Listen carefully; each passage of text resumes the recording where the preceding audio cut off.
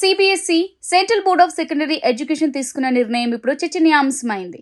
9వ తరగతి విద్యార్థుల పాఠ్య పుస్తకాల్లో డేటింగ్ రిలేషన్స్ కి సంబంధించిన చాప్టర్లను ప్రవేశపెట్టింది. ఈ విషయాన్ని న్యాష్ ప్యాటీ అనే ట్విట్టర్ యూజర్ సోషల్ మీడియాలో షేర్ చేశారు. దీనిపై టిండర్ ఇండియా స్పందిస్తూ నెక్స్ట్ చాప్టర్ బ్రేకప్స్ ని ఎలా ఎదుర్కోవాలి అని పెడితే ప్రయోజనకారిగా ఉంటుందని విమర్శలు చేసింది. అయితే మరికొందరు మాత్రం ఇంటర్నెట్ యుగంలో పిల్లలకు ఇలాంటి పాఠాలు చాలా అవసరమని, ఇవి ఎంతో మేలు చేస్తాయని అభిప్రాయపడుతున్నారు. టీనేజ్ లో చిగురించే లవ్, ఆ సమయంలో ఏర్పడే రిలేషన్స్ ఆ వయసులోని వారిని గందరగోళానికి గురి చేస్తుంది. ఈ అంశాలపై తల్లిదండ్రులు పిల్లలతో చర్చించడానికి అసౌకర్యంగా ఫీల్ అవుతారు. తమ పిల్లల నడవడిక విషయంలో సమస్య ఎదురైతే ఇంటర్నెట్ లేదా ఫ్రెండ్స్ ని సలహాలు అడుగుతుంటారు.